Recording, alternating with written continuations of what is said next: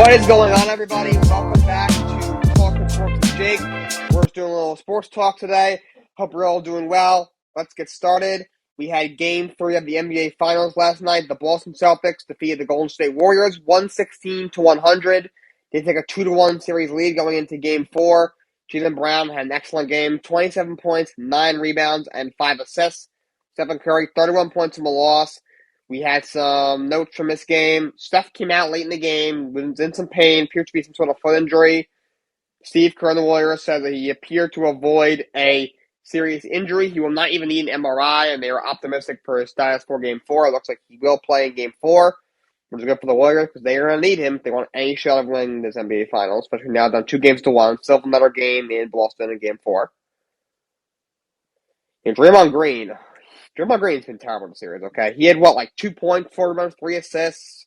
He fouled out. He's getting riled by the crowd. He's shoving people around, getting in foul trouble. He's getting in fights, getting frustrated. He's got to control himself. He has really struggled this series. But Jaylen Brown right now is my Finals MVP. He has been great. Jason Tatum, he played very well in Game 3. Game 1, I thought he struggled. Game 2, played well in the first half, but struggled in the second half. He hasn't shot the ball too well. Played very well last night. Jaylen Brown, Jason Tatum, and Marcus Smart combined for I think 68 or 67 points last night. So Celtics look very good right now. They're in control of the series. Game 4 remains in Boston. That game will be on Friday at 9 o'clock on ABC at TD Garden in Boston. Eastern Conference Finals, Game 5 is tonight at 8 o'clock on ESPN and ESPN+. The Rangers and Lightning are tied at 2 games apiece. The home team has won every single game. Rangers took the first 2 at the Garden, which is very surprising because Tampa was favored going into the series and were 2-time defending Stanley Cup champions, and they've looked very good in the playoff. After a slow start against Toronto, they were able to win that series in 7, and they blew out the league's best team, Florida Panthers, in 4 games. And the Rangers, they beat Pittsburgh. They came back down 3-1 to beat Pittsburgh. They came back down 3-2 to beat Carolina. We were able to finally beat Carolina in Game 7, which was an upset. And now they're in a Game 5 against Tampa. So I'm hoping the Rangers win. I do think they have what it takes to win the series. You got this all-time great goaltender match with Andre Vasilevsky versus Igor Shesterkin. Obviously, Game 1, Rangers blew Tampa out of the war 6-2. Game 2 was a lot closer. Rangers took that one. Game 3, Tampa won in a close game, and then Game 4, Tampa won 4-1. Completely outplayed the Rangers. So big game tonight. Game 5 shifts back to Madison Square Garden in New York. That is a big game. Go Rangers!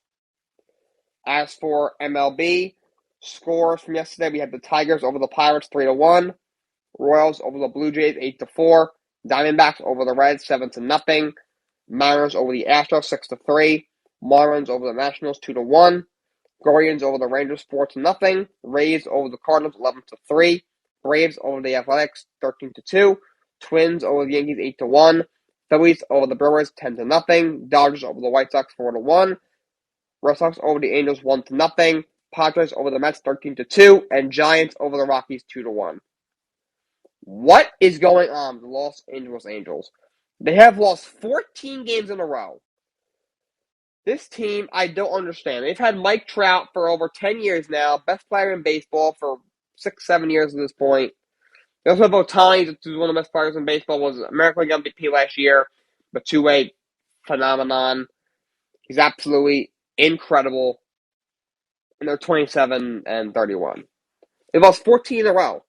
14 straight games they've lost. They were 27-17, I think, at one point. They were playing great. They were like a top 5 team in baseball. They were neck and neck with the Astros in the American League West. They were easily in playoff position. Looked like they were going to make the playoffs for sure this year, finally. And then they've lost 14 games in a row. They just fired Joe Madden, who was a really good manager. I don't know why they fired him. They made Phil Nevin, a former Yankees third base coach, who's one of their assistant coaches, their interim manager. And that didn't help. They lost to Boston last night. Not only can they not pitch like they normally can, they're struggling at the plate as well. How do you have Mike Trout and Ohtani? I know Rendon's hurt, but you've had him for most of the year, and Jared Walsh and all these other guys, and you can't score a run. Like, this team is embarrassing. Like, what else are they supposed to do? And, like, the last few years, Social stepped down, so you went to Brad Ausmus, and then after you had a bad year, you pointed the finger at him, you fired him after 1 year, then you went and got Joe Madden. He's in his third year, and you got rid of him because the team was struggling. A couple years ago, you fired the GM, Bill Yepler, who's now the GM of the Mets.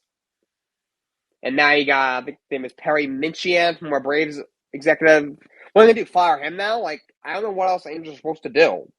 They're not good. They don't have enough pitching. I did not have them making the playoffs this year. I had them being, not a team that's going to lose 14 in a row. I thought they'd be above 500. But, like, they don't have enough pitching. They just don't. Rotation, you're right. You have Ohtani, who's great, but he's not going to be able to give you 30 starts because, he also has to hit, so he's going to get a little tired. So you're going to skip the start every once in a while. He might get hurt. Like last year, he pitched great, but he has sub-3.5 ERA, but he has like 23 starts, which is not that many. Starting pitchers, the best guys are going out there and making 30, 32 starts a season. He made 23 starts last year, Ohtani. Right, you signed Syndergaard, who, if healthy, can be very good. Like, I'm a Mets fan. First of all, Syndergaard's a big mouth. He needs to stop talking. Like, dude, stop talking. Stop typing. Put some duct tape on your mouth, please. Stop talking. He has not put a full season and been at the top of his game really since 2016. He came into the league in 2015. This is the time of his career, 2015. Had a great rookie year. Looked like a stud in the making. Pitched very well in the postseason. Was a big part of the reason the Mets went to the World Series. 2016, wasn't their ace. Wasn't the All-Star game. Pitched a great game in the wild card game. It was not his fault. Reese Familia blew the save, and the Mets couldn't score any runs against Madison Bumgarner. 2017, he made like 9 starts because of a torn lat. 2018, he pitched very well. He had like an ERA of over 3. He had a great year. But he only made like 22 or 23 starts. He missed a bunch of time with injuries. 2019, he stayed healthy, but he nearly over 4. Did not have a good year. 2020 and 2021 made combined, I think, like 2 innings because of Tommy John surgery. So he has not been fully healthy and been, for this elite level arm since 2016. He's had years where he's pitched great and been hurt, but when you're only making 9, 10, maybe 20 starts, that's not worth the $23 million and Angels are paying him. Last time he pitched a full season was 2019, and he didn't have a good year. He had an ERA over 4 that year. So he's been all right. He got to a good start, but then he went out against the Yankees a couple weeks ago and gave up like 6 runs from the first inning. Couldn't get out of the first inning. I don't even know who else is in their rotation. The bullpen's not very good, besides Rosales Iglesias, their closer. He's pretty good, but everyone else in the bullpen isn't any good. They don't have enough pitching. Last year, they had one of the worst stats from the league. Let's go out and sign a guy who's pitched 2 innings over the last 2 years. Let's give him $23 million. Yeah, that'll solve things. They signed a couple of guys. They signed Michael Lorenzen. Like, oh yeah, you haven't been a starting pitcher in like 4 years. Let's put you back in the rotation. Like, why? Why was that going to work? I don't understand the Angels. They need to, this offseason, find put some pitching on Mike Trout. They never have good pitching. That's why they never make the playoffs. The pitching is year in and year out, mediocre to just plain bad. Scoring runs is never the problem. It shouldn't be when you have Mike Trout, and it really hasn't been. Look at all the hitters they have. Mike Trout, Ohtani, Anthony Rendon, Jared Walsh is a great player. Brandon Marsh is an up-and-coming player. Joe Adell is still young. He hasn't turned out the way they wanted, but he's still young. You still hope for him.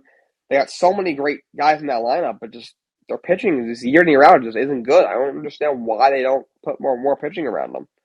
They continue to neglect that.